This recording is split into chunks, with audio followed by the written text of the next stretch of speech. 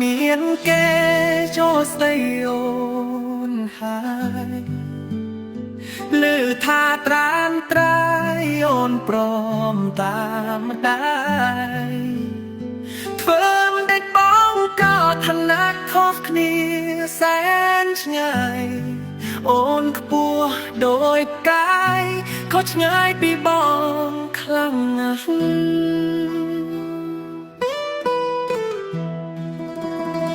ពីពេលនេះទៅបងត្រូវรู้បែបណាស្ទើរសនសងខាពេលដែលបានឮ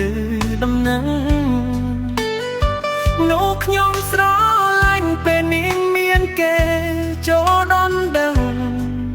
អូនកាឆ្នាំនឹងកាចោលបងហើយបានត្រឹមសោកស្ដាយគ្មានថ្ងៃបានជួបវិញទេជូនតមៀមេ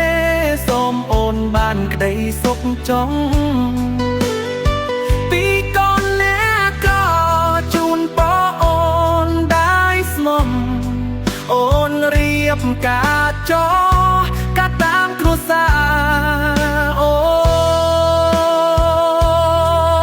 នផឹកស្រាស្រវឹងឃើញតែមុខស្ងួនពិបាកក្នុងខ្លួនពេលនឹកដល់ស្រីចង់ទៅឲ្យឆ្ងាយបាត់ខ្លួនពីផែនដីបែកគ្នាហើយស្រីលាមួយជីវិត